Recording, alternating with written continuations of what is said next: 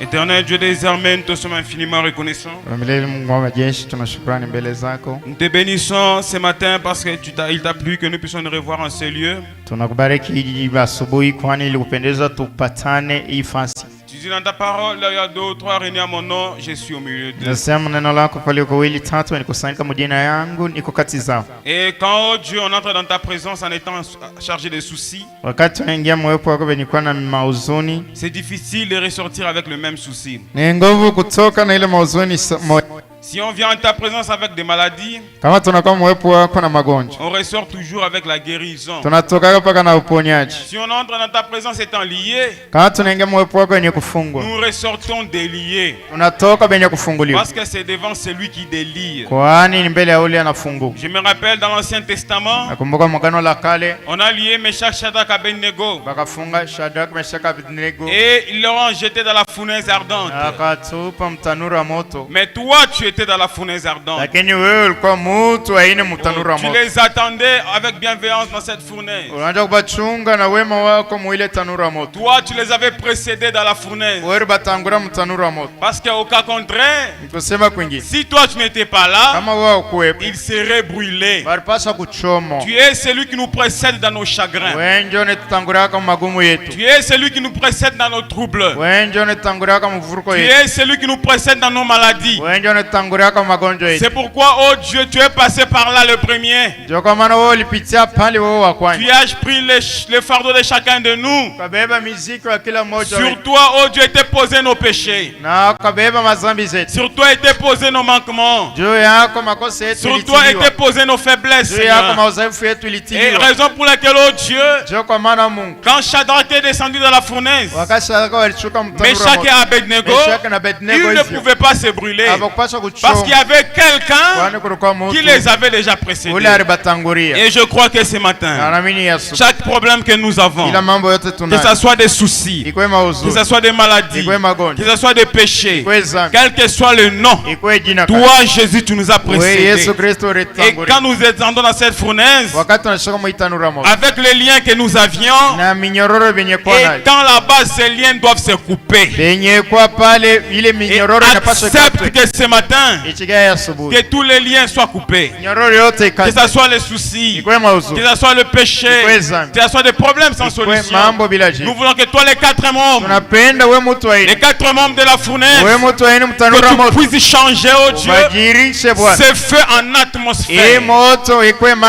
Puisses changer toute maladie en bonne santé. Puisses changer tout fardeau en légèreté.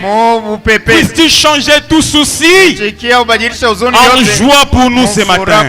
Alors que nous nous abandonnons à toi, Seigneur, comme tu le sais, un seul mot de toi suffit. Nous pouvons parler des multitudes de mots, mais si toi tu peux descendre, Seigneur, et nous dire ne fût-ce qu'un mot, c'est l'unique mot de Dieu, suffira pour notre guérison, suffira pour notre consolation, suffira suffira pour notre pardon, suffira pour notre remplissage. Seigneur Dieu de gloire, mais voici au devant de toi, j'ai mis molle devant ce peuple, j'ai mis molle devant toi, afin que toi seul Jésus puisse descendre et nous parler moi avec ce peuple.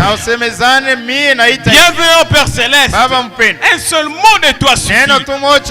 Le centenier romain a dit, dis seulement un mot et mon serviteur sera guéri. Seigneur, je veux que tu me dises les mots qu'il me faut aujourd'hui. Quand tu me diras les mots qu'il me faut aujourd'hui, cela réglera toute la question. Et c'est à toi, Seigneur, que je m'attends pour la bénédiction de ce peuple, de la chair jusqu'au dernier banc. Dans le nom de Jésus, nous prions avec foi et nous en Amen. Amen. Que Dieu bénisse richement. Salut ton frère, ta soeur, dis-lui que Dieu te bénisse. Que Dieu vous bénisse. Que Dieu vous bénisse. Est-ce que vous êtes dans la joie ce matin? J'aimerais que vous les manifestez en applaudissant, et non pour moi, mais pour le Seigneur.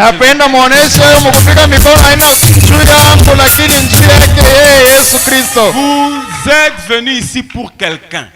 Ce n'est pas pour le pasteur Pierre Moutoua, ni même pas pour les diacres, ni même pas pour moi. Mais vous êtes venus pour celui qui vous avait précédé. Mais comment? Laissez-moi vous dire quelque chose. On ne vient pas à l'église par habitude. Des fois tu t'apprêtes, tu dis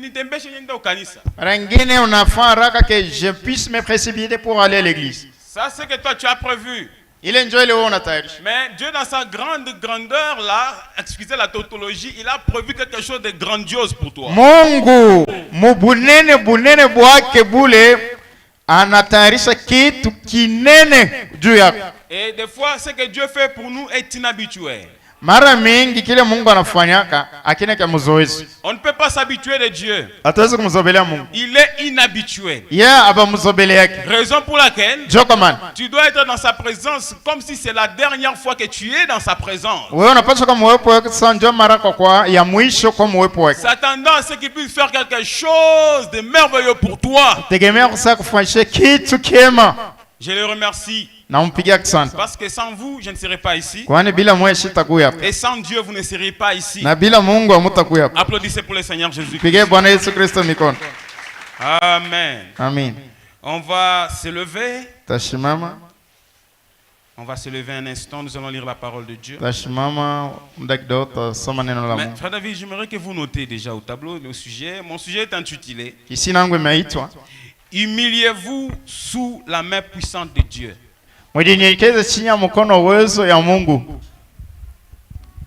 Humiliez-vous sous la main puissante de Dieu. Et nous allons lire dans Psaume chapitre 89.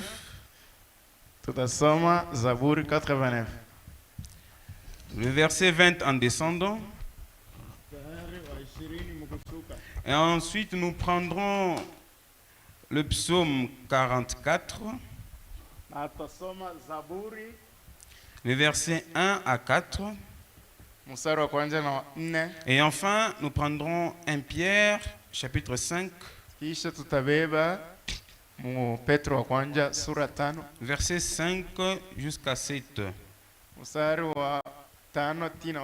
Dieu voulant, nous descendrons peut-être jusqu'au verset 11. Est-ce que vous êtes prêts pour écouter la parole de Dieu? Amen. Ok. Nous lisons au nom du Seigneur Jésus-Christ. Écoutez frère, ce passage, c'est le passage que j'aime beaucoup. Parce que je me suis identifié. William Branham dit, vous devrez vous identifier à chaque écriture. Tu dois dire, dans le rouleau du livre, il est question de moi. Unapaswa kusema muhii kitabu banasema njuu yangu. Écoutez, même quand la parole de Dieu est prêchée, hata wakati neno Mungu inahubiri, ne la ramène jamais dans la vie d'une autre personne. Wewe usipeleke maisha mtu mwingine. Ramène cette parole d'abord dans ta vie. Peleka mbele ile neno maisha yako. Amen. Amen. Écoutez frères, nous sommes des frères. Nous sommes une famille. Nous nous connaissons. Ok? Nous devons être des réalistes. Nous ne devons pas être des hypocrites. Écoutez mes frères, même quand il faut dire Amen à la parole, dis Amen à la parole pour toi. Ne dis jamais un Amen provocateur. Usiseme amina kusaa ile ni ndugu ule banasema njoo napiga haleluya merci Seigneur. Hapana. Est-ce que je dis la vérité? Nasema ukweli. Nous sommes dans la réalité. Tuko mu ukweli. Nous sommes dans la maison de Dieu. Tuko mu nyumba Mungu. Tu seras jugé à cause de ta vie. Utahukumiwa njoo maisha yako. Je serai jugé et non pas parce que je prêche. Je serai jugé à cause de ma vie. Mimi nitahukumiwa haina kwani mimi nahubiri, nitahukumiwa kwa ajili ya maisha. La prédication ne m'amènera jamais au ciel. Mahubiri haitanipeleka kama kumbingu. Huduma yangu haitanipeleka kumbingu. Judas avait un ministère, il est parti. Judas alikuwa huduma nenda mjana. Même dans les dénominations, d'autres ont de vrais ministères. Hata mazeo bengine beko na mahuduma ya kweli. Mais sans Saint-Esprit, vous irez en enfer. Lakini bila Roho Mtakatifu utaenda mjana. Le ministère n'est qu'un don. Huduma tu ni zawadi. Madame dit, si j'ai besoin d'une chaussure, la linguette n'est pas la chaussure. Mais c'est quelque chose qui fait partie de la chaussure. Il dit, si vous avez besoin de moi et que je vous envoie un cadeau, c'est un don. Ces dons-là, ce n'est pas moi. Moi, je ne suis pas ces dons-là. La prophétie, c'est un don. Vision, c'est un don. Miracle, c'est un don. Tout ce que vous connaissez des dons. Il faut chercher les donateurs. Le Saint-Esprit véritable. Et c'est ça même qui va t'enlever. J'ai toujours dit, si aujourd'hui on dit non, c'est fini David, tu ne prêcheras plus. Je serai content, je m'asserai. Mais je demanderai à Dieu, Seigneur, laisse surtout que ma vie continue à prêcher. Laisse surtout que tu sois toujours dans mon cœur. Ce n'est pas un privilège. Le plus grand privilège, c'est avoir Dieu en toi. Et c'est pourquoi nous sommes ici, on s'attend à ces dieux-là. C'est pourquoi la parole t'est prêchée, c'est à toi. Amen. Amen. Amen. Amen. Amen. Amen. Amen. Amen. Applaudissez le Seigneur. Bénissons le nom du Seigneur. Je disais dans Psaume 89. Zaburi 89. Ce qui m'a amené à dire ça parce que je me suis identifié avec cette écriture. Quand Dieu a tant aimé le monde, il donna son fils unique afin quiconque croit en lui ne périsse point, qu'il ait la vie éternelle. Tu dois t'identifier à cette écriture. À la place de quiconque, tu dois mettre ton nom là-bas. Parce qu'il s'agit de toi. Il a pris tes fardeaux. Il s'est chargé de nos iniquités. Tu dois dire de mes iniquités. Une fois j'ai consulté la Bible de Maman Anisenga. Je crois que c'est dans Isaïe 43. C'est écrit ne crains point. C'est qui? Jacob. Aide-moi avec le premier verset, ça dit quoi? Ne crains point, Jacob, je te rachète. Non, là-bas ça commence comment? Aidez-moi. Nous lisons ça chaque fois. Isaïe 43. Isaïe 43. Le premier verset. Verset ya kwanza. Aidez-moi rapidement s'il vous plaît. Unisaidie ko. Ainsi parle l'Éternel, ô Jacob, qui t'a créé, ô Éternel. Ô Jacob. C'est lui qui t'a créé. Ô Jacob. Dans la Bible de Maman Annie, là en dessous de Jacob, elle a déjà écrit Anisenga. Kule chini ya Biblia anaweza kuandika Anisenga. J'ai apprécié ça, j'ai dit ça c'est vrai. Ça c'était le temps de Jacob. C'était son Dieu à lui. Le Dieu de Jacob. Il doit être dit ton Dieu. Cette écriture là, ce n'est pas pour Jacob. On a écrit ça, c'est pour toi. Et je crois que tout sera dit ici, ça sera pour toi. Alléluia. Amen. Notre Dieu, il est le grand je suis. Mungu wetu ni niko mkubwa. Moïse dit, je vais dire qui m'a envoyé. Musa anasema tambia wa taifa nani ananituma. Tu diras le je suis t'a envoyé. Utasema niko ndio ananituma. Lui il est et il sera. Eko sawa jana hata milele. Il connaît combien de fois tu as rétrogradé ce matin. Anajua mara ngapi unarudia nyuma hii asubuhi. Il connaît le nombre de pensées qui a traversé ton esprit ce matin. Anajua mawazo yote natambuka roho yako ya asubuhi. Il connaît ce que tu es en train de penser maintenant. Anajua na vile unawaza hapa sasa. Il connaît ce qui va t'arriver à la sortie ici. Anajua kile kitakufikia mkutoka hapa. Il connaît même le nombre de tes cheveux. Anajua hata wingi ya nywele ya kila mtu hapa. Et la Bible dit, Biblia inasema, il ne permettra qu'aucun cheveu de ta tête ne tombe. Ashitaruhusu hata nywele moja hata pale dada unachanuna. Kama yashisema se haitaanguka. Ça ne tombera pas. Haitaanguka. S'il peut se soucier de tes cheveux, frère, j'ai toujours dit. Kama anaweza kuangalikia kwa mambo ya nywele. Qu'en est-il des problèmes qui est dans ton cœur là? Maranga njoo mambo yako moyoni yako. Moi, je ne connais pas ton problème. Mambo yako. Mais Dieu connaît ton problème. Lakini Mungu anajua mambo yako. Il peut descendre ce matin. Anaweza kushuka hii asubuhi. Et révéler ton problème. Afunue mambo yako. Et tu auras la solution à tous tes problèmes. Est-ce que vous le croyez? Mon ami. Est-ce que vous le croyez? Mon ami. Est-ce que vous le croyez? Mon ami. Est-ce que vous le croyez? Mon ami. Alléluia. Alléluia. Psaume 89. Zaburi 89. Le verset 20, la Bible me dit. Mstari wa 20 Biblia inaniambia. Alors tu parlas dans une vision à ton bien-aimé. Nimemwona ukasema na mtumishi wako katika ile onyo usiku. Et tu dis, na ukasema, j'ai prêté mon secours à un héros. Mie nilipeleka msaada wangu, usaidizi wangu kwa mshujaa. J'ai élevé du milieu du peuple un jeune homme. Nilamusha kati ya taifa kiana. J'ai trouvé David. Na nikamuona Daud, mon serviteur. Mtumishi wangu. Je l'ai oint de mon huile sainte. Nimpaka mafuta yangu takatifu. Alléluia. Amen. Ma main le soutiendra. Mkono yangu itamsaidia.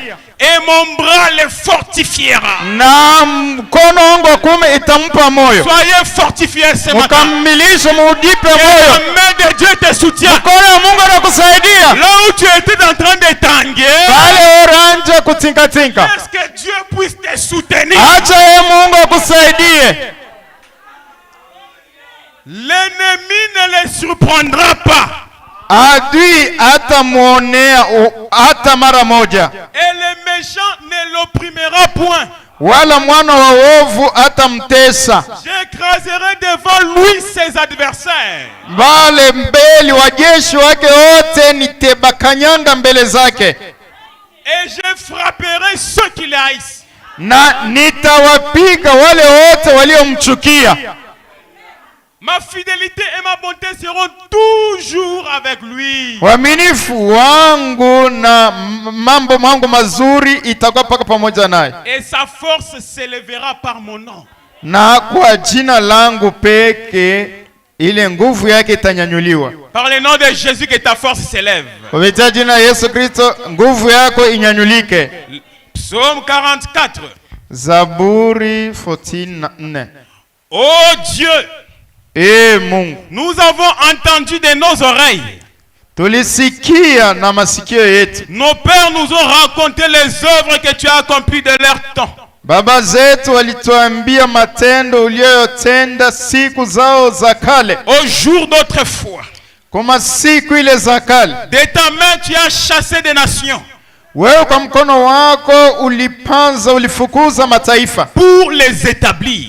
na ukawakalisha wao. Tu as frappé de peuples pour les étendre. Ulipika mataifa njia, wazambaye mwinchi nzima. Car ce n'est point par leur épée qu'ils se sont emparés du pays. Maana si kwa upanga wao waliofika mwinchi. Ce n'est point leur bras qui les a sauvés. Wala si mkono wao uliowaokoa. Mais c'est ta droite. Bali mkono wako wa kuume. C'est ton bras. Namna mkono wako. C'est la lumière de ta face. Na nuru ya uso wako. Parce que tu les aimais. Kwa kuwa uliwapenda. Là nous sommes dans 1 Pierre chapitre 5. Tuko Petro wa kwanza sura yake ya 5. De même vous qui êtes jeunes. Hivyo nini vijana. Soyez soumis aux anciens. Mwe mutii ku wazee.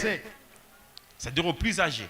Kubale bakubwa. Et tous dans vos rapports mutuels.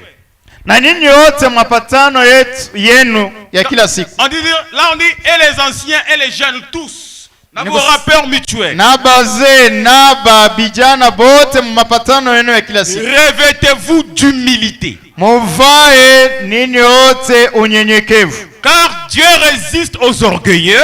Kwa maana Mungu anashimamia wale wa kiburi. Alléluia. Mais il fait grâce aux humbles. Lakini anafanyia matendo mema kwa wanyenyekevu. Humiliez-vous donc sous la main puissante de Dieu. Mjinyenyekeze chini ya mkono uwezo ya Mungu. Afin qu'il vous élève au temps convenable. Kwani yeye minyanywe wakati ile na fadhali. Humiliez-vous donc sur la main puissante de Dieu. Mjinyenyekeze mkono ya uwezo ya Mungu. Pourquoi? Kwani afin qu'il vous élève au temps convenable. Wakati na fadhali. Et déchargez-vous sur lui de tous vos soucis. Mauzuni yenu yote mumwekee yeye Mungu. Car lui-même prend soin de vous. Kwani yeye peke anabeba fasi yenu. J'aimerais descendre au verset 10. Napenda nishuke kwa mstari wa 10. Le Dieu de toute grâce, na Mungu wa neema yote, qui vous a appelé en Jésus-Christ, aliyewaita kuingia katika utukufu wake, à sa gloire éternelle, utukufu wake wa milele. Après que vous aurez souffert un peu de temps, mkisha kuteswa kwa muda kidogo, il vous perfectionnera lui-même. Yeye mwenyewe atawategezeza yeye peke. Vous affermira, na kuwapatia nguvu, vous fortifiera, na kuwatia nguvu, et vous rendra inébranlable. na atemikuisha bila kutinka milele. Amen à la parole de Dieu. Amina kwa neno la Mungu. Veuillez vous asseoir un instant, mes frères. Dakika kidogo ndugu. Avec les quelques minutes, 10 minutes, Dieu voulant, nous allons finir. Na dakika 10 kama Mungu anapenda tutamaliza. Mais écoutez ceci, mes frères. Msikie hivi bandugu. Tout ce que nous venons de lire, yote tunatoka mkusoma, c'est la parole de Dieu. Ni neno la Mungu. Amen. Amen. C'est ainsi dit le Seigneur. Ni hivi Bwana anasema. Ce n'est pas ma parole, haina neno la, mais c'est sa parole. Ni neno lake pekee. William Branham dit, anasema, dans la semence des discordes, mumbeko wa mvuruko, au paragraphe 27, kodi yake 27, il dit, mais nous voyons que Dieu a donné à ses enfants sa parole. Mungu anapatia watoto wake neno comme moyen de défense. Sawa ile kitu ya kukombana nacho. Nous n'avons aucune autre défense que la parole de Dieu. Hatuna kitu kile tunaweza kukombana nacho ijapo neno la Mungu. C'est la parole de Dieu qui prendra ta défense. Ni neno la Mungu ile yeye itakukombania. Prends la défense de la parole aujourd'hui. Wewe beba mshimamio wa neno leo hii. Papa nous a toujours enseigné, au jour de la fin, elle prendra aussi ta place. Papa netufundisha siku ya mwisho itabeba nafasi yako. C'est elle notre défense. Yonjo mtetezi wetu wa kutusemelea. Il n'y a aucune bombe. Branham anasema kuna bomu hata moja. Aucun abri. Hakuna fashi. Aucune retraite. Hakuna makao ya kuficha. Ni Arizona. Wala kwa Arizona. Ni Californie. Wala California. Ni Kinshasa. Wala Kinshasa. Ni Kivu. Wala Kivu. Ni Katanga. Wala Katanga. Ni où que ce soit. Wala fashi yote. Nous n'avons qu'une seule défense. Tuko paka na mtetezi mmoja kutusemelea. Et c'est la parole. Ni neno. Et la parole a été fait chair. Neno lilifanya mwili. Et elle a habité parmi nous. Na ikala kati yetu. C'est Jésus-Christ. Ni Yesu Kristo. Il est notre seule défense. Yeye ndio mtetezi wetu. En lui nous sommes en sécurité. Ndani yake tuko mkingo. Permettez-moi de lire aussi ça. Uniruhusu nisome kwa. Le péché n'est même pas imputé à un véritable croyant. Mkristo wa kweli, Mungu wakati anamwangalia asimuone na dhambi. Amen. Ça c'est dur pour les incroyants. Hii njia bakutokuamini atasaha. C'est dur pour les gens moraux, seulement moraux. Batu tu ba anakuwaka tu kukanisa na yo masitation. Hivi ni nguvu ni mfupa kwake. Mais ceci c'est de la nourriture pour les aigles. Hii ni chakula njaa bantai. Branham dit. Branham anasema. Le péché n'est même pas imputé à un véritable croyant. Mkristiani wa kweli Mungu anamwangalia eko njo anatoka mkumbiwa hapa sasa. Mais pour que tes péchés ne soient pas imputés, sois d'abord un véritable croyant. Ne sois pas un croyant frontalier. Ne sois pas un croyant de nom. Mais sois un véritable croyant. On a dit, le saviez-vous?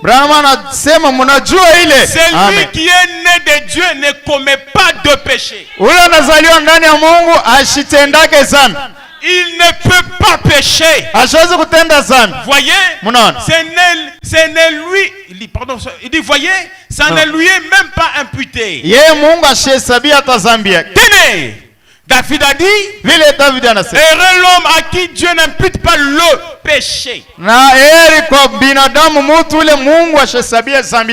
ne dit pas le péché au pluriel pour dire qu'il n'y a qu'un seul péché. Et l'unique péché que Dieu considère, c'est l'incrédulité à la parole. Maintenant,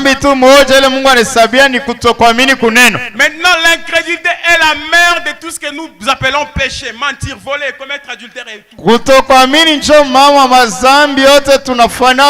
Kulanda, usharati, kuzini, ule kusemakanya mengi njo mama wa zambi yote. Mais le véritable croyant n'est pas incrédule.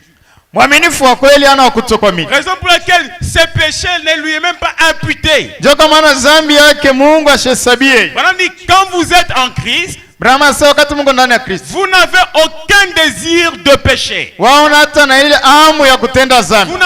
pas. Laissez-moi vous dire, vous n'en avez pas. Ne dis pas mon péché là. Oh, ma maladie là. Surtout mon péché là. Ce n'est pas ton péché. Si tu es enfant de Dieu, au plus profond de toi, tu n'as pas ces désirs là. Amen. L'adorateur, une fois purifié, n'a plus aucune conscience de son péché. Vous n'en avez pas les désirs. Or, aux yeux du monde, vous êtes peut-être un pécheur. Aux yeux du monde, ils voient comme tu mens, comme tu es comme chacun, donc ils voient ça, mais tu es comme un pécheur pour eux. Mais au fond de toi, tu ne veux pas ça. Parce qu'en toi, il y a quelqu'un qui n'impute pas ton péché. Mais aux yeux de Dieu, vous n'en êtes pas un.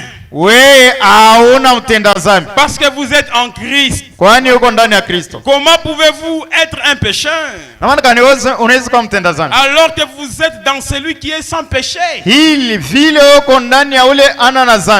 Et que Dieu ne voit que celui en qui vous êtes. Alléluia. Amen. Il ne voit que celui en qui tu es. Et on entre en Christ, c'est par la nouvelle naissance. Par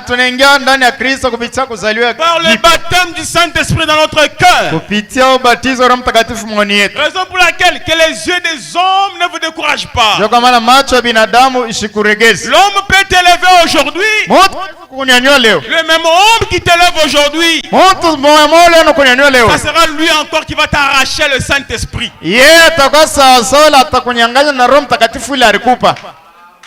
Frère, donc Dieu des fois il permet des histoires Mungu mangina na ruhusu pour bitu qu'il puisse reconnaître notre position. ndio atambue msimamio yetu. La même personne qui dit David, tu es un bon homme. Mtu mwana nitabo Daudi, wewe uko na Roho Tu Mtakatifu, prêches bien.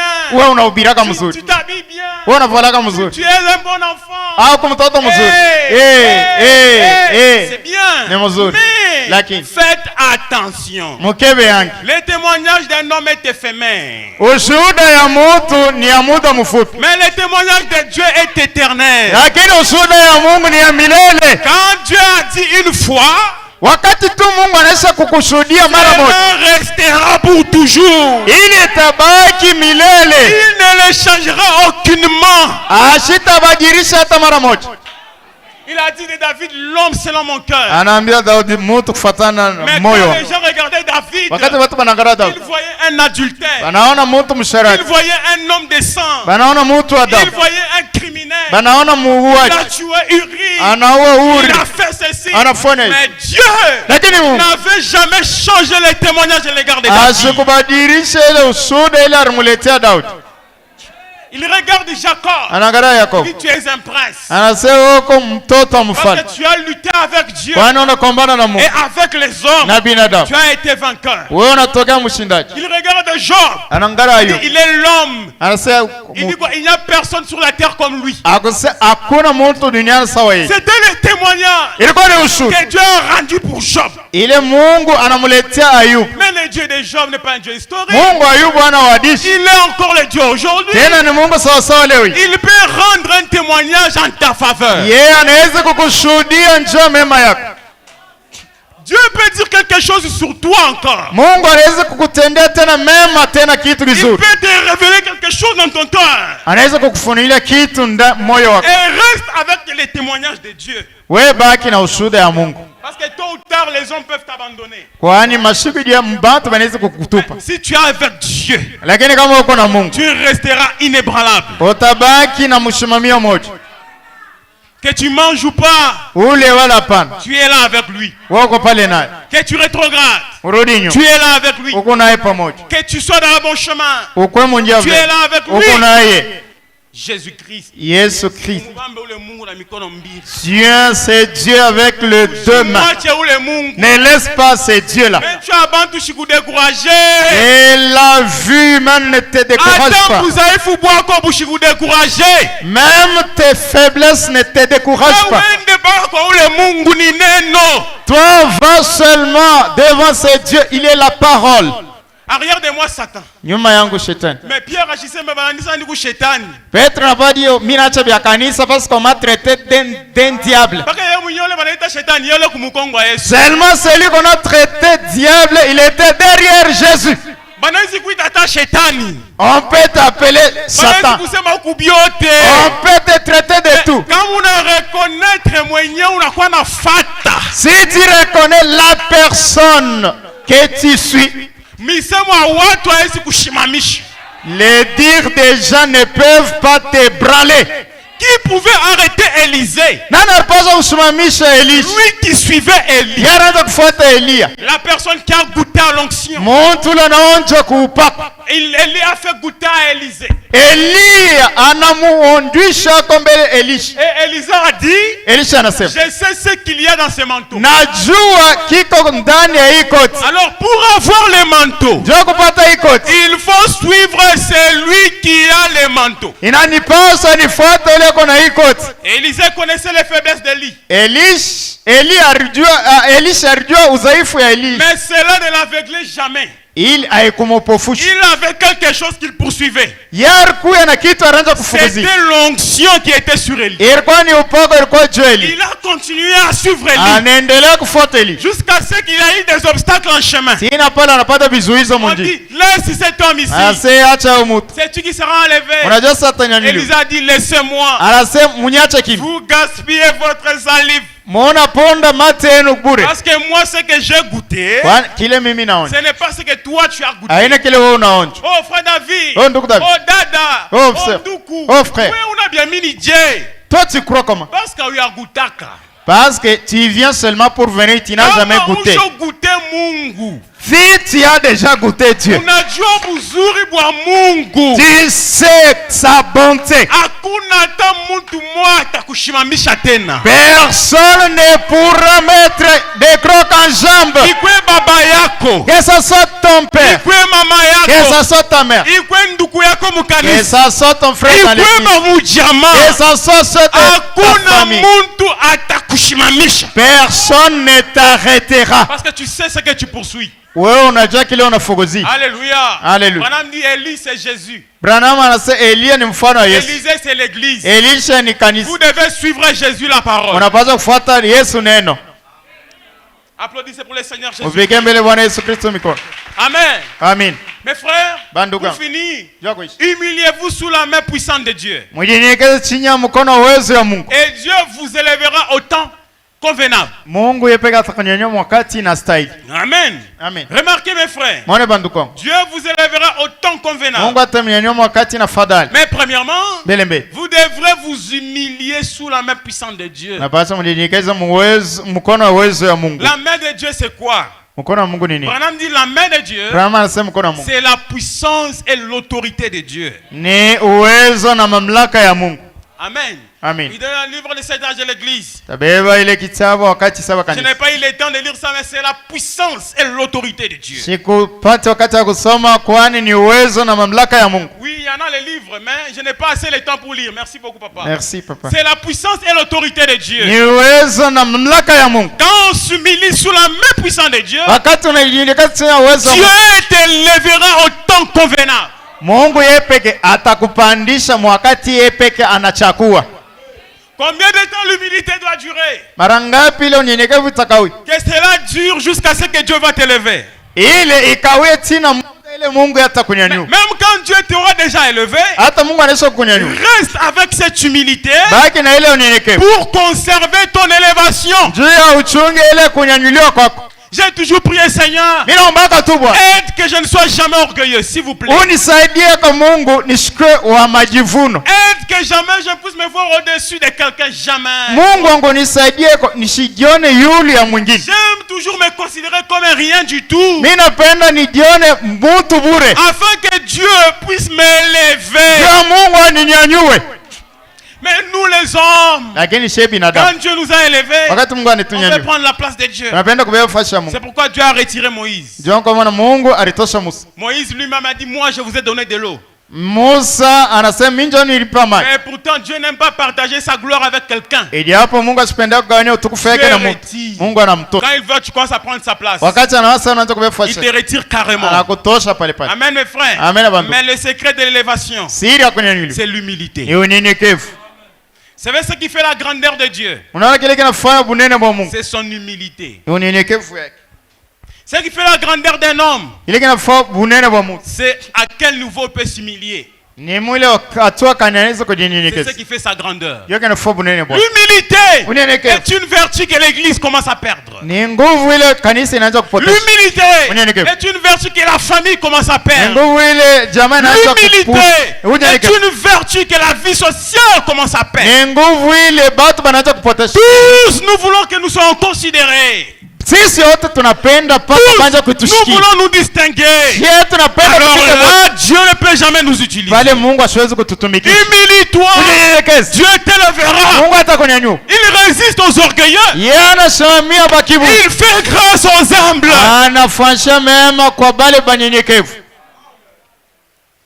Il t'élèvera au temps convenable. Dieu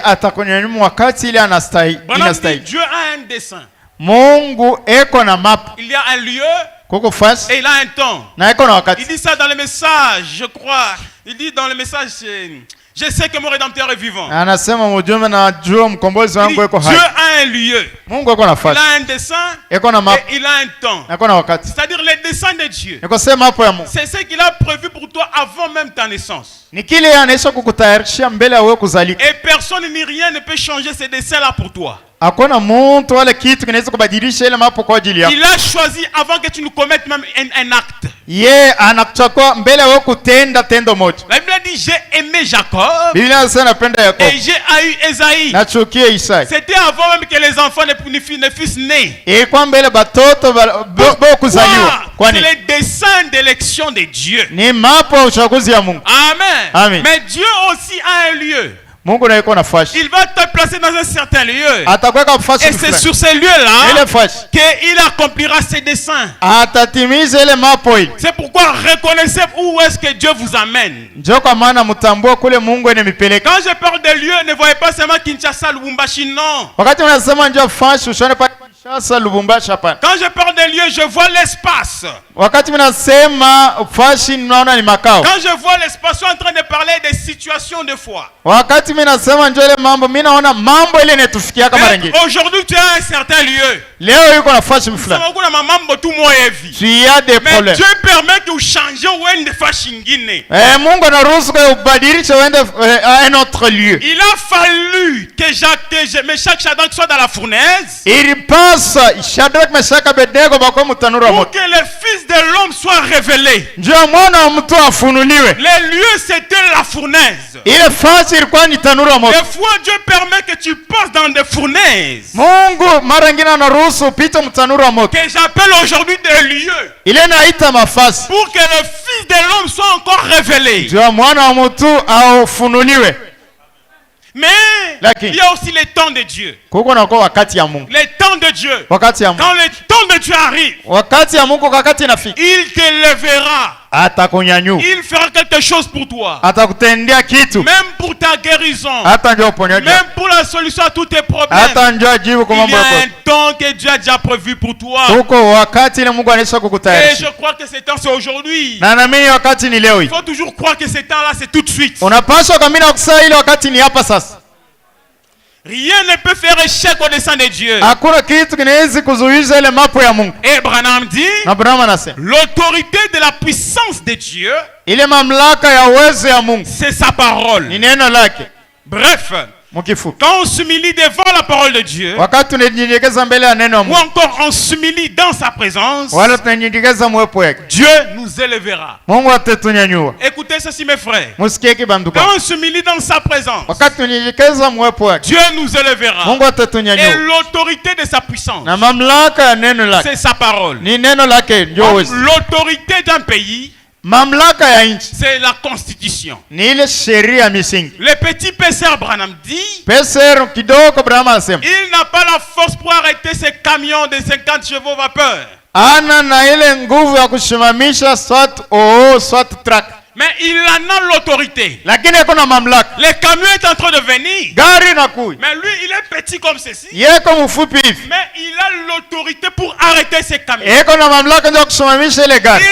seulement la main. Et le camion doit s'arrêter. Si le camion ne s'arrête pas, il y a la loi qui va condamner ces chauffeurs-là. Mais ce petit homme n'a pas la force d'arrêter ces gros camions. Il en a l'autorité. C'est comme ça avec tout enfant de Dieu. Tu n'as pas la force pour arrêter ces démons-là. Tu n'as pas la force pour arrêter ce péché-là. Tu n'as pas la force pour arrêter cette maladie-là. Mais Dieu t'a donné l'autorité. Et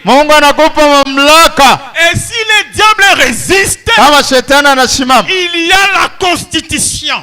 C'est la parole de Dieu. Cela va l'obliger à quitter.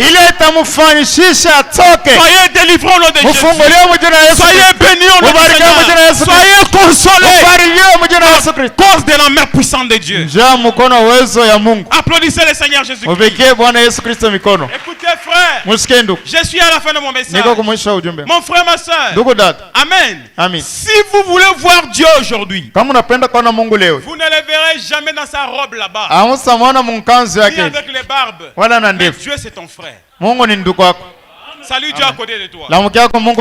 Dis Dieu bonjour. Dieu bonjour. Dieu bonjour. Dieu bonjour. Mais frère David, c'est Dieu ici. Il vient de m'insulter à la maison.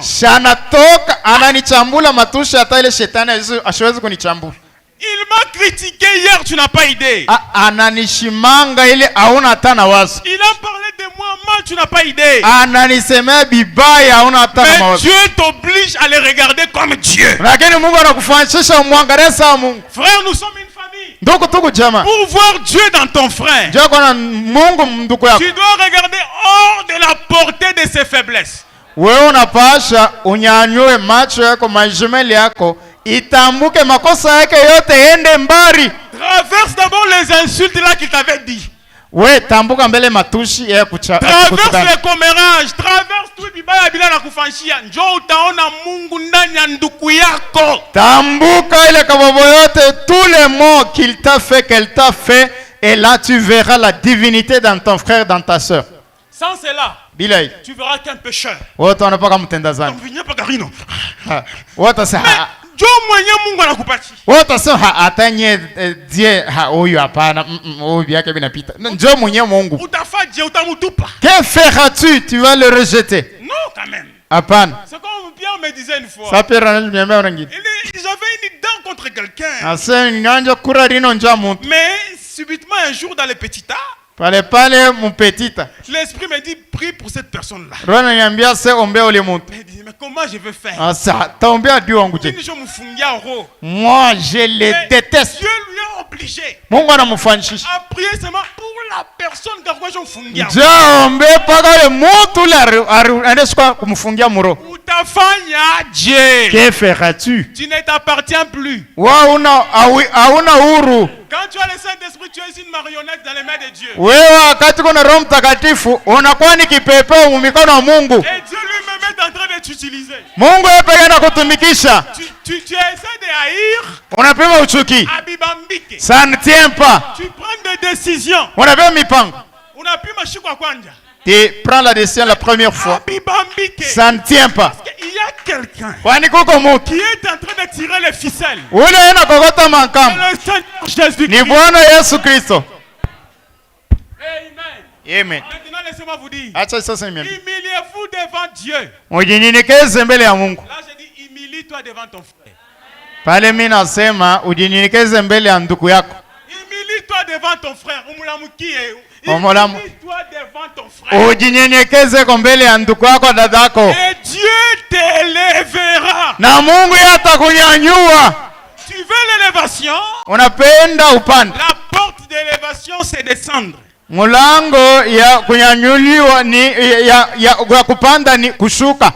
Quand vous voulez monter, Brahma anasema wakati unapenda kupanda, descendez. Shuka. Et il y a quelqu'un qui va t'envoyer l'ascenseur. Na kuko mtu atakutumia kikwepe. C'est Jésus. Ni Yesu. Et il va commencer à t'élever. Na ataanza kukupandisha. Et toi, descends d'abord. Shuka mbele.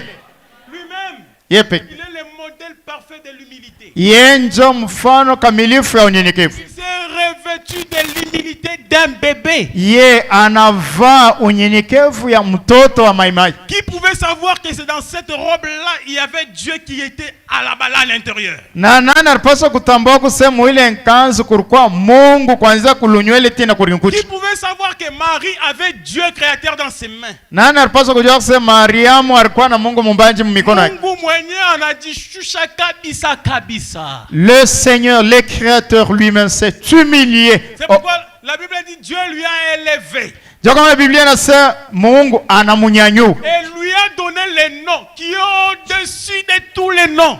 Na anamupa jina inapita majina yote. Afin que tout genou dans les cieux.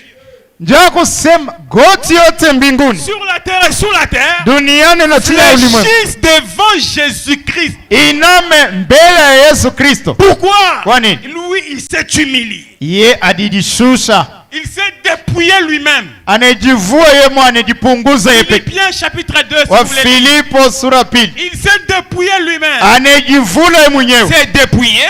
Kujivula. C'est se décharger de toute sa puissance là. Ni kusema anatosha ile uwezo yake yote. Toute son autorité là quand il était sur la montagne Sinaï. Mamlaka yake yote wakati alikuwa kumlima Sayuni. C'est Dieu qui dans l'Ancien Testament quand il parlait il y avait des tonnerres. Ule Mungu wakati ya kale wakati anaanza kusema ulikuwa ngurumo. Mais pour te sauver, il s'est dépouillé de toutes ces autorités là. Njia kukokoa yani jivua kuile mamlaka yote. C'est par là que Dieu maintenant lui a Na njoo kupitia ile unyenyekevu Mungu anamunyanyua. Si ce Dieu-là est en toi, Mungu ako ndani yako, il t'amènera toujours à l'humilité. Yeye atakupeleka paka kwa unyenyekevu. Tu ne te verras pas quelqu'un devant ton frère, ta sœur. Mbele ya ndugu yako dadako. Des fois tu vas accepter de perdre même la raison.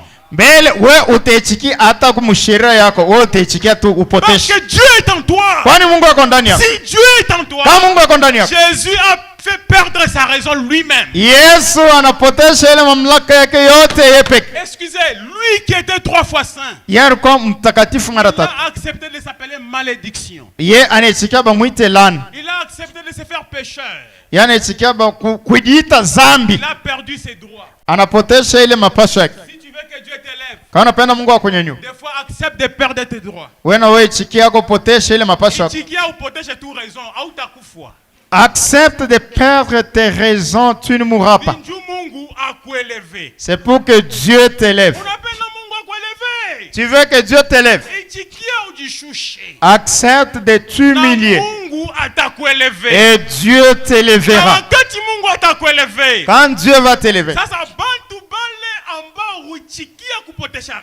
les gens pour lesquels tu as accepté de perdre tes raisons, ils vont commencer à te doiter de loin. Et des fois, eux-mêmes viendront maintenant comme ça se repentir devant toi. Tu les appelles pas, mais eux-mêmes. Pourquoi? Tu t'es humilié. Humilie-toi devant ton frère. Devant ta soeur. Ce sont des choses que nous oublions. Frère, nous prêchons comme ça. Mais nous aurons des défis à relever. Neno haitabakia moyo, shetani atakuwa mbele yetu. Tu dis amen à la parole. Nous devons sortir. Tunapaswa kutoka. Voir si ton amen était vraiment évident. Amen mes frères. Amen bandu. C'est comme ça que toute chose doit fléchir sous son autorité. Sous l'autorité de Dieu. Souvenez-vous frère. David devant Goliath. Goliath a fléchi devant David. Ce n'était même pas devant David. C'était sous la main de Dieu qu'il avait fléchi. Écoutez-moi pour finir dans les 5 minutes s'il vous plaît. Souvenez-vous de ce magicien là. Il est venu frère, moi j'ai parlé avec lui. Écoutez, pendant qu'il me parlait, tu sens que c'est une personne orgueilleuse. Il se voyait frère, et quand il parlait, vous sentez l'arrogance. Tu sais, David, vous avez parlé avec lui. Oui. Frère, milieu. Vous savez, une personne, vous voyez, il est rempli de démons. On en a monté ni dépôt ya ma démon. Mais quand il était ici à l'hôtel, il était debout dans la présence de Dieu avec son orgueil. Mais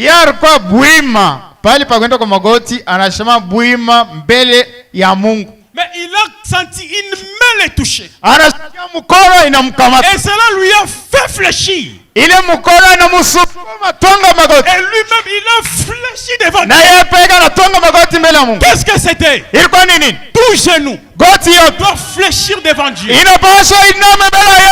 Aucune force négative ne peut être dans la présence de Dieu et en train de bomber la torse. Je refuse. Il doit fléchir ce matin. Alléluia. Vous devez fléchir. Vous devez fléchir au nom de Jésus. Si c'était la maladie, que cela puisse fléchir. Si c'était le péché, que cela puisse fléchir. Si c'est la magie, là où tu es maintenant, le Dieu de Branham, le Dieu de Mutomba est en train de se charger de toi. Alléluia. Alléluia. Tu auras chaud dans ton culotte. Devant la main puissante de Dieu. David dit à Goliath, c'est toi qui vas fléchir devant moi. Mais Kenya kamuntu hivi. Dieu anayua kukonfondre bantu. Ola kutuma kwa tasaila alikuwa munene mrefu. Bena tuma katoto peut-être ka oneva. Que Et cet enfant n'était pas programmé pour la bataille. Voyez, c'est que quand toi tu prévois quelque chose, Dieu aussi a déjà prévu autre. Isaïe a envoyé ses enfants Colosses. Isaya baba yake Daudi pakati banambia se leta batoto wako yanangara ularikuwa mrefu munene mweupe mzuri anibatuma tum. Mais Dieu avait permis Mungu aliruhusu que sous les champs de bataille ya kusema mvita qu'il puisse manquer à manger. Bapose byakuria. Et Isaïe dit à David, Isaya Daudi, va donner à manger à tes frères. Uende upeleke banduku wako kuvita chakula. Il ne savait pas que c'était les victorieux, les héros que Dieu leur a envoyés. Ya kusema huyu njo mfungulaji, njo mshujaa ule Mungu alibatumia. David était de passage. Daudi anaanza mkupita. Il entend là-bas, on est en train d'insulter les dieux d'Israël. Anasikia kule mtu incirconcis anatugana jeshi na Mungu wa Israeli. Qui est en train d'insulter mon Dieu comme ça? Lui qui j'ai rencontré derrière le désert. David écoutait la voix de Dieu. Il avait des expériences avec son Dieu. Quelqu'un il a entendu Goliath en train d'insulter les dieux d'Israël. Il dit c'est incirconcis. C'est toi qui vas tomber sous mes pieds. David était la main de Dieu pour Israël. Quand David est arrivé, il a dit à Goliath, c'est toi qui vas tomber sous mes pieds. Il commençait à faire la démonstration. Parce qu'il savait en qui il croyait. Vous savez, David était un danseur. Et je peux m'imaginer en train de louer Dieu avant même de voir la tête de Goliath tomber. Il a dit à Goliath, les dieux qui m'ont délivré de la part des loups. Anasema Mungu aliniokoa mumikono ya mbwa mwitu et de la griffe du lion na mumakucha ya simba et délivrera de ces Philistins incirconcis. Atanifungua tena kwa huyo onyesha kutauriwa Mfilistini. Souviens-toi des jours d'autrefois. Kumbuka mashiko iliyopita. Pour renforcer tes jours d'aujourd'hui. Juu ukuishe tena mashiko yako ya leo nguvu. Souviens-toi de ce qu'il a fait pour toi hier. Kumbuka kila alikutendea. Applique-les encore aujourd'hui. Oui, alléluia. Alléluia. Branham dit. David a pris la pierre. Il a mis la pierre dans la fronde. Il a mis dans la fronde. Branham dit. Il a lancé comme au hasard. La colonne de feu est descendue, a pris la pierre de David et l'a dirigé tout droit sur le front de Goliath. Et Goliath a fléchi devant David. Savez-vous pourquoi? Ce n'était pas David, mais c'était la main puissante de Dieu. Goliath avait caché tout son corps. Goliath alivala maantibali mwili mzima. Dieu avait déjà prévu un issue. Mungu alitangulia kuona fashi. Là où la pierre de David devait toucher. Kule diwe Daudi ilipaswa kugusa. Frère, qui était cette pierre? Ndugu, ilikuwa ile jiwe ilikuwa ni nani? La pierre ordinaire. Jiwe ya ovyo. Ne peut pas terrasser un colosse. Jiwe tu hata unapika unakokota mupanda namna gani haizi kuwa mtu. Jamais en aucun cas. Hata mara moja. Mais il y avait quelqu'un dans cette pierre. Lakini kulikuwa mtu ndani ya ile jiwe. Il est la pierre qui était descendue de la montagne. Yonjo jiwe ilishuka kumlima. Sans le secours de bila usaidizi ya mkono ya mtu. Quand cette pierre était descendue. Wakati ile jiwe ilishuka. Elle a écrasé la statue. Inavunja sanamu ya Zara. Le Seigneur Jésus-Christ. Ilikuwa ni Bwana Yesu Kristo. Il est cette pierre là ce matin. Yonjo ile jiwe ya asubuhi. Il est en train de descendre. C'est toute la maladie. Sur les problèmes. Sur les soucis. Et il est en train de les écraser. Alléluia. Alléluia. Écoutez ce que Branham dit. Dans le message leçon confus, écoutez. 126, il dit, c'est là que la chose réside. Il dit, les chrétiens ne ripostent pas. Mukristiani kama banamutendea mabaya ashitarudisha bubaya. Les chrétiens ne se disputent pas. Mukristiani ashikaeke na makokotano. Les chrétiens restent tranquilles. Mukristiani anakaa kimya. Et cette puissance cachée, na ile uwezo wa kufichwa, la bénédiction du Saint-Esprit, baraka Roho Mtakatifu, se met à l'œuvre en sa faveur. Inaanza sasa kutumika, inamkombania et manifeste la chose. Na inaonesha kitu wazi. Toi tu ne fais rien. Wewe ufanye kitu. Mais la puissance cachée, le Saint-Esprit, c'est commence à combattre en ta faveur. Inaanza kukukombania. Amen. Amen. Branham dit, David avait cela. Daudi alikuwa na ile. Lorsqu'il a dansé devant l'arche de l'Éternel, wakati alicheza mbele ya sanduku la milele, il avait cela. Alikuwa na ile. Il savait de quoi il parlait. Alijua nini anaanza kusema. C'est pour cette raison qu'il n'avait pas peur de Goliath. Ndio kwa maana yeye asikuwa na woga Goliath. Ce n'était pas la fronde qu'il tenait en main qui tua Goliath. Haikukuwa ile mpanda mpira ile alikamata kumkono ilimua Goliath. Ce n'était pas les pierres qu'il avait dans son petit sac qui tuèrent Goliath. Haikukuwa ile mawe alikuwa nayo mfuko yake iliumua Goliath. C'était la puissance cachée. Ilikuwa ni uwezo wenye kufichwa. Cette bénédiction de Dieu. Hii baraka ya Mungu. Lorsque David a lâché ce qu'il avait, wakati Daudi anatupa ile alikuwa nayo, Dieu a pris cela et a béni cela par une puissance cachée. Na Mungu anabeba ile anabariki ile kupitia ile uwezo wa kufichwa. Donc ce n'était pas David. Haikukuwa Daudi. Ce n'était pas la pierre. Haikukuwa jiwe. Ce n'était pas la fronde. Haikukuwa ule mpira. C'était cette bénédiction qui était sur David. Ilikuwa ni ile baraka ilikuwa juu ya Daudi. C'est ça qui tua l'ennemi de David. Ndio ile iliua adui wa Daudi. Un chrétien ne riposte pas. Mkristiani asurudisha baya kwa baba. Bénédiction en lui. Eko na baraka ndani yake. C'est cette bénédiction là ile baraka qui va combattre pour toi. Itakukombani. Papa nous a toujours témoigné ça. Papa anatushuhudia kai. Il passait à côté de l'église Jésus le Roc. Aranda kupita pembeni ya barabara Jésus le Roc. Il ne chantait pas. Yasikonje kuimba. Sur son front, c'était pas écrit qu'il est prédicateur, homme de Dieu. Pauso yake hapakuandika sasa ni mhubiri mtumishi wa Mungu. Lui il passait seulement. Anaanza kupita. Mais cet homme avec ses puissances négatives. Sasa yule mtu na ile mawazo akabuchao. Je suis sorcier. Je suis démon. Mes feux me brûlent. Qu'est-ce que c'était? Il ne pouvait jamais témoigner ce qu'il était si il n'avait pas tenté au départ. Il fallait qu'il tente d'abord. Et là, il a découvert une force au-dessus de la sienne. C'est pourquoi il a témoigné ainsi. Mais qu'est-ce que c'était? La puissance cachée. Ça, c'est en toi. Il y a la puissance cachée.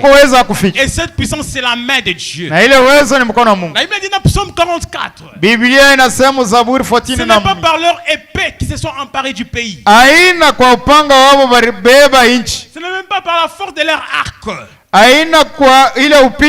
C'était par la main de Dieu. C'est la main de Dieu. C'est la main de Dieu. Moïse, il était la main de Dieu pour Israël. Il a dit à Israël, je vais te délivrer par ma main puissante. Jamais on a vu une main descendre du ciel. Mais la main de Dieu, c'est un homme. Et Moïse était la main de Dieu pour enlever les enfants d'Israël de l'Égypte. Pendant qu'Anisenga se mourait à l'hôpital, alors que tous les espoirs étaient déjà terminés, à ce moment-là, le pasteur Pierre Mutomba, il était la main de Dieu pour ramener maman Anisenga à la vie.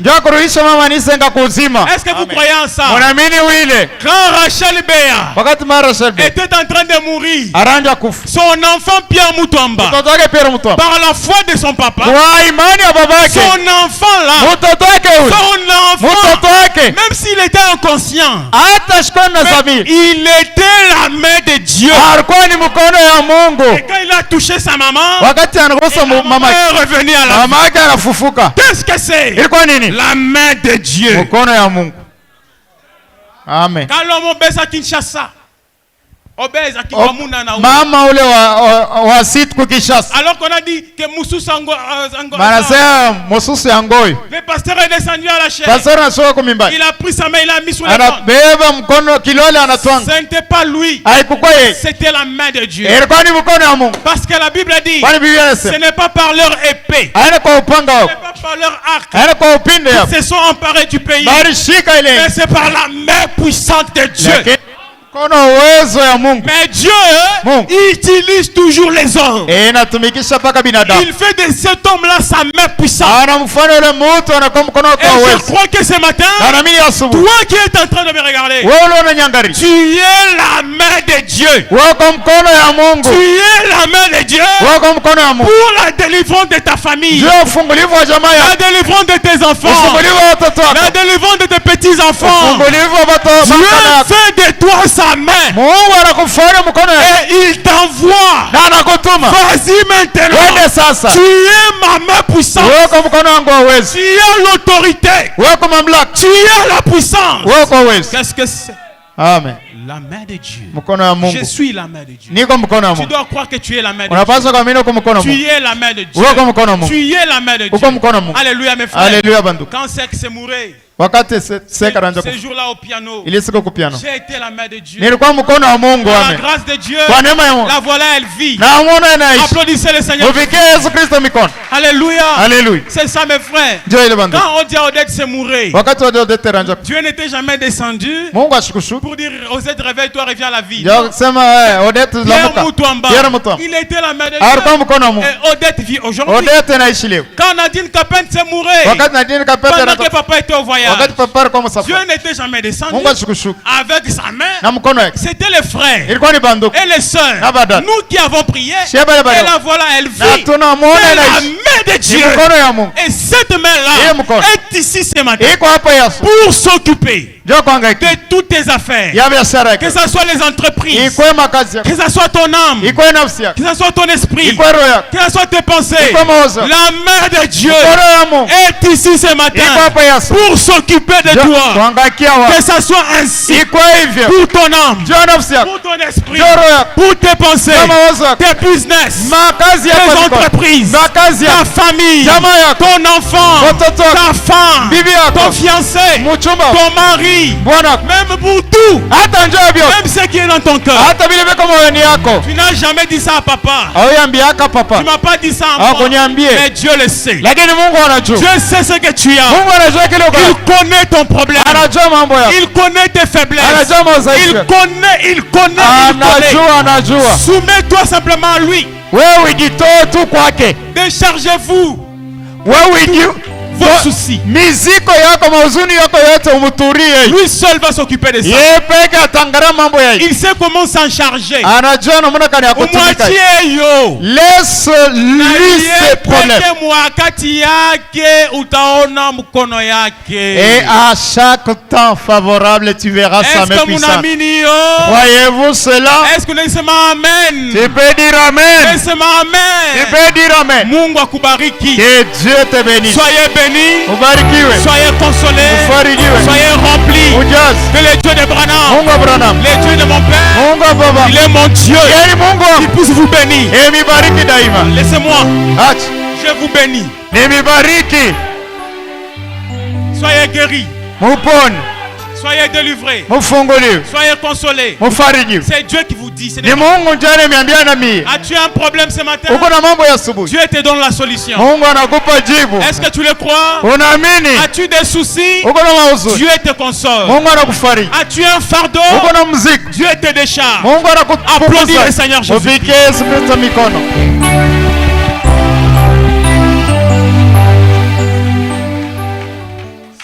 Seigneur Dieu de gloire, je te remercie.